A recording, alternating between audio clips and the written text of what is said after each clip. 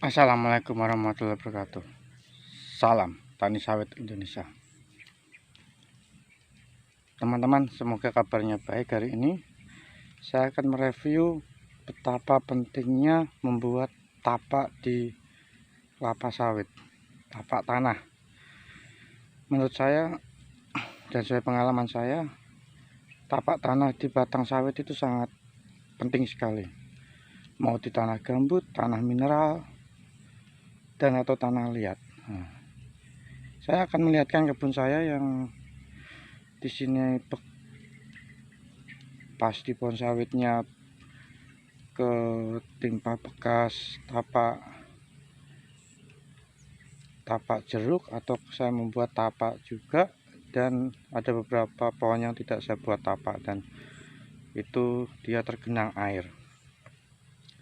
Nah, jadi fungsinya tapak itu adalah menghindarkan tanaman itu dari tergenang air. Tanaman masih kecil, kalau sering tergenang air, akarnya akan rusak dan akar itu akan tidak optimal untuk penyerapan pupuk. Dan selama 2 tahun ini saya telah mempelajarinya dan terbukti efektif membuat tapak daripada tidak. Perkembangannya pun sangat menonjol perbedaannya. Kita lihat tanaman saya yang mempunyai tapak atau yang datar-datar aja. Kita lihat perbandingan pohonnya, oke.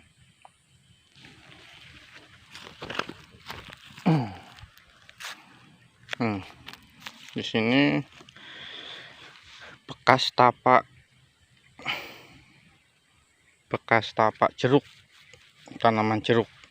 Kemarin pancangnya pas di sini.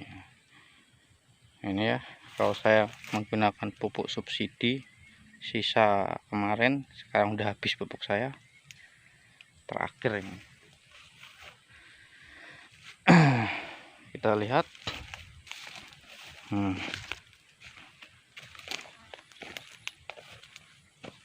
Secara logika air itu tidak akan menggenang di sini. Jadi akar itu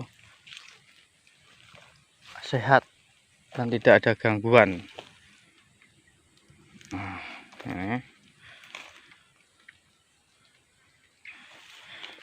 Ini pas di tengah-tengah tapak bekas jeruk. Jadi saya tidak membuatnya lagi.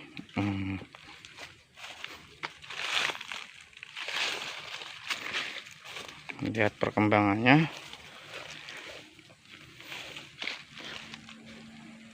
24 bulan, belum genap 25 bulan. Semuanya saya habis mupuk.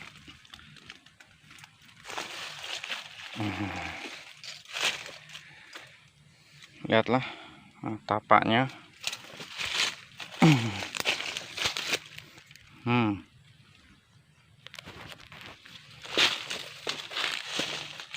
Kelihatan kan tapaknya, tapak lama. Inilah kuncinya pertumbuhannya optimal. Ini juga di tengah-tengah tapak, bekas tebangan kelapa. Tetapi yang di sebelah sini tuh belum saya cangkulin. Jadi sinilah tempat genangnya air, jadi dia tidak begitu optimal. Perbedaannya cuma sedikit, tapi belum wow. Ini nanti saya akan cangkul, saya buat tapak. Tidak ada kata-kata terlambat. Nah, kita lihat ini kemarin tergenang, saya cangkulin sedikit-sedikit. Nah, pertumbuhannya tidak terlalu subur. Ini juga, yang ini juga ini tergenang air terus, guys. Jadi tidak begitu itu. Baru musim kemarau ini baru mulai dia. karena akarnya tidak terganggu sama air, udah mulai menghijau, batangnya udah mulai besar, mulai kuning. Ya, itulah sekilas perbedaannya jika kita tidak menggunakan tapak atau kita menggunakan walaupun di tanah mineral. Nah, ya guys, nah ini baru saya katakan, bekas cangkulan masih ada, baru dia mulai itu. Ini yang di tengah-tengah tapak bekas jeruk. Wadidaw, naik, melepahnya mekar. Bisa dinilai sendiri. Nah, ini tapaknya. Nah, tapak tanah walaupun dia tidak terlalu di tengah-tengah, tapi air jauh. Oke. Nah, ini yang tidak saya kasih tapak, bandingkan. Batangnya tidak terlalu besar. Ya, karena penyerapan akarnya tidak sesuai karena sering tergenang air, jadi akar membusuk. Walaupun tergenang selama 2 hari 3 hari, ada genangan selama 1 minggu, itu sangat pengaruh. Apalagi tanah mineral itu terkenal tanah yang pandai menyimpan air, beda sama tanah pasir, airnya langsung los. Kalau tanah mineral ini pandai menyimpan pasir, jadi pelajaran buat saya waktu menanam dari kecil, mendingan langsung dibuatkan tapak.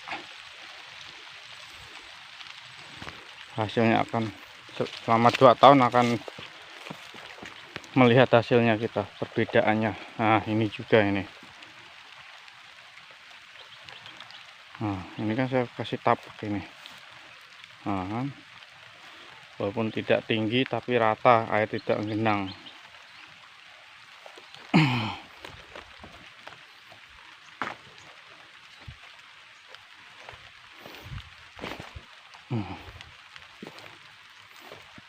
Ini juga, ini saya ratakan aja karena udah tinggi. Lihatlah.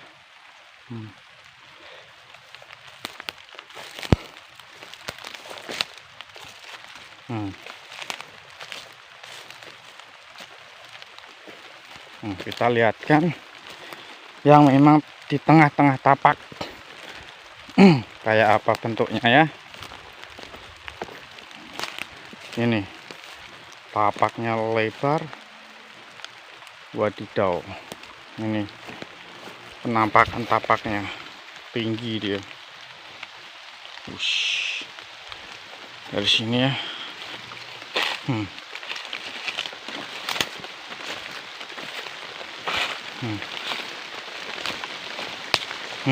Ini sangat nampak tapaknya. Lihat pertumbuhannya.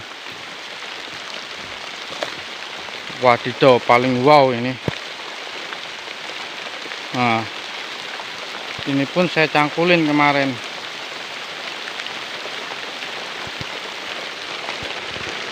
Hujan lagi guys.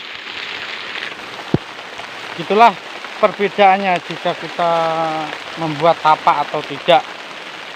Dalam waktu sebulan 2 bulan tidak akan melihat perubahannya atau perbandingannya, tapi kalau dalam waktu tahun 2 tahun pasti akan sangat nampak dampaknya. Walaupun itu dibilang hal sepele, tapi memang betul, tanaman sekecil apapun kalau terendam air, akarnya pasti akan membusuk. Sekian penjelasan dari saya, semoga bisa menginspirasi, semoga teman-teman tidak bosan melihat video-video saya.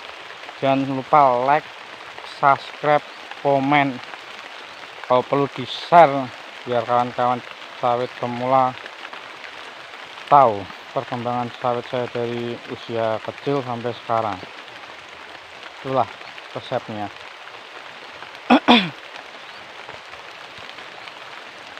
Jadi manfaat tapak adalah satu, menghindari tergenangnya air di sekitaran batang sawit.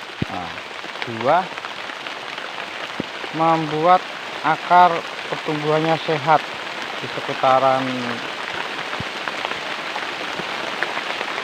tapak.